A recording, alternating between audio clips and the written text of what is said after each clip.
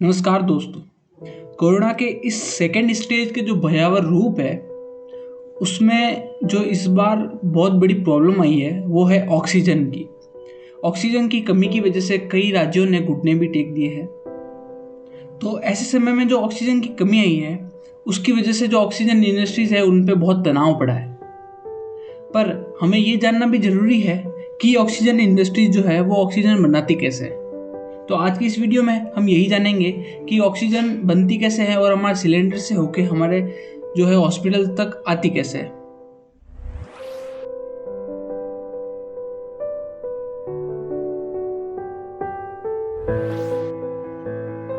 हमारा जो ऑक्सीजन निकालने का प्रोसेस है उसमें हम बेसिक एयर का यूज़ करते हैं। जो हमारे एनवायरनमेंट में एयर मिलती है, जो हम सांस लेने में प्रयोग में लेते हैं, वही एयर हम ऑक्सीजन निकालने के लिए यूज़ करते हैं। अब हमारा जो एनवायरनमेंट की एयर है उसमें 78% नाइट्रोजन है, 28% ऑक्सीजन है, 1% आर्गन है और कुछ परसेंट कार्बन डाइऑक्साइड वगैरह जैसी गैसेज है। तो ऑक्सीजन निकालने का सबसे पहला प्रोसेस जो यूज़ में आया जाता है वो होता है फ्रैक्शनल डिस्टिलेशन।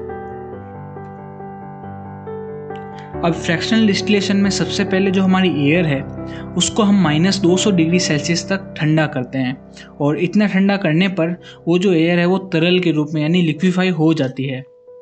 अब यहाँ पे इसको लिक्विफाई होने के बाद इस पूरी एयर को जो है वो एक फ्रैक्शनल डिस्टिलेशन चैम्बर में डाला जाता है।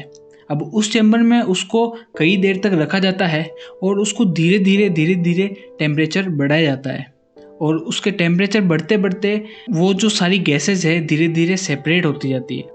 अब मैं आपको इसके पीछे की साइंस बताता हूँ। होता यूँ है कि जो नाइट्रोजन है उसका फ्रीजिंग टेम्परेचर यानी जिस टेम्परेचर पे वो तरल के रूप में आती है वो टेम्परेचर है -196 डिग्री सेल्सियस और जो आर्गन है उसका है -186 डिग्री सेल्सियस और जो ऑक्सीजन है उसका -180 से -170 के बीच में आता है। तो इस वजह से जब इसको हम धीरे धीरे गर्म करते हैं -196 डिग्री सेल्सियस तक जब टेम्परेचर पहुंचता है तो नाइट्रोजन रिलीज हो जाती है यानी नाइट्रोजन गैस बन के उड़ जाती है।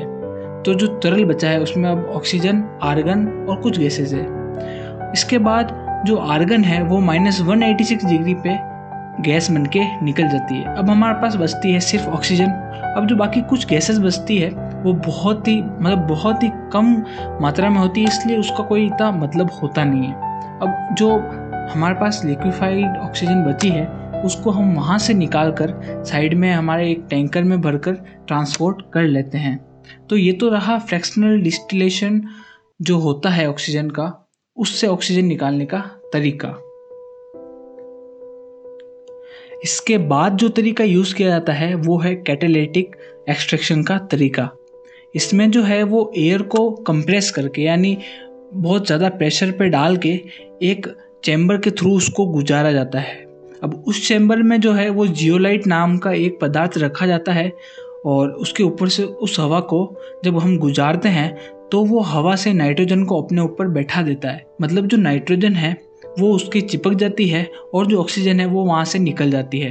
तो पूरी हवा में से अगर हम नाइट्रोजन को उस जियोलाइट पे डिपॉजिट कर लेंगे, इकट्ठा कर लेंगे, फिर उस जियोलाइट को निकाल देंगे तो जो हमारे पास एयर बचेगी उसमें सिर्फ बचेगी ऑक्सीजन। फिर उस ऑक्सीजन को हम कंप्रेस करके लिक्विफाई करके लिक्विड फॉर्म में टैंकर्स में भर के उसको ट्रांसपोर्ट कर सकते हैं। तो ये रहा दूसरा तरीका। अब इन दोनों के अलावा एक और तरीका है ऑक्सीजन निकालने का जो कि बहुत महंगा है, पर वो है एक तरीका। उसमें होता यूँ है कि जो हमारा पानी होता है उसमें हम इलेक्ट्रिक एनोड और कैथोड यानी इलेक्ट्रिक सर्किट बना के उसमें जब इलेक्ट्रिसिटी पास करते हैं तो ऑक्सीजन और हाइड्रोजन H2O में से टूट जाते हैं। फिर जो ऑक्सीजन है वो एक दूसरे के साथ मिलके O2 बनाता है और वहाँ से हमें ऑक्सीजन मिल जाती है। पर ये जो मेथड है ये बहुत महंगा है और जो फ्रैक्शनल डिस्टिलेशन और एयर कैटालिटिक मेथड है वो बहुत सस्ते हैं। तो हमारी जो इंडस्ट्रीज है वो उनको अफोर्ड कर पाती है।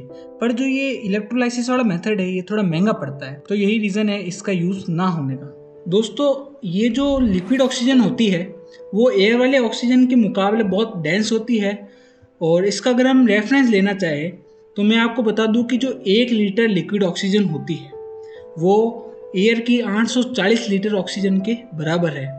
और इसका और ज़्यादा रेफरेंस लेना है तो मैं आपको बता दूं कि एक जो नॉर्मल इंसान होता है वो दिन में 11,000 लीटर एयर इनटेक करता है, यानी सांस से लेता है। और जैसा कि मैंने आपको बताया था कि एयर में 21% ऑक्सीजन होती है, तो उस हिसाब से एक नॉर्मल इंसान दिन में 2,000 लीटर के लगभग ऑक्सीजन लेता है। और उस हिसाब से अगर ये कंपैरिजन किया जाए तो 3 लीटर ऑक्सीजन जो अगर हम टैंक में भर ले और उससे हम इंटेक करें तो हमारे दिन की पूरी नीड को कंप्लीट कर सकती है। तो इस हिसाब से जो हमारे सिलेंडर्स आते हैं 30-30, 40-40 लीटर के, वो बहुत ज़्यादा सफिशिएंट रहते हैं। और जो हमारे टैंकर्स आते हैं वो पूरे एक हॉस्पिटल की नॉर्मल नीड को ख़त्म कर सकते हैं। पर चूँकि कोविड चल रहा है तो इसके लिए नीड बहुत ज़्यादा हो जाती है और बहुत एक हैवी यूजेज होता है ऑक्सीजन का। दोस्तों, आप हमारे जो कोविड के पेशेंट्स हैं, हमारे जो देश में इतने सारे पेशेंट आ रहे हैं, उनके लिए दुआ ज़रूर कीजिएगा। मैं भी दुआ कर रहा हूँ। और साथ ही अगर आपको ये वीडियो पसंद आया हो और अगर आपको वीडियो में कुछ नॉलेजेबल लगा हो तो प्लीज़ इस वीडियो को लाइक ज़रूर कीजिएगा और भी लोगों को शेयर कीजिए, नॉलेज दीजिए लिक्विड ऑक्सीजन के बारे में। साथ ही में हमारे चैनल ज़रूर सब्सक्राइब कीजिएगा, हमारे चैनल की पहली वीडियो है। आगे हम और भी ऐसी इंफॉर्मेटिव वीडियो ज़रूर बनाएंगे। Till then, see you guys, bye.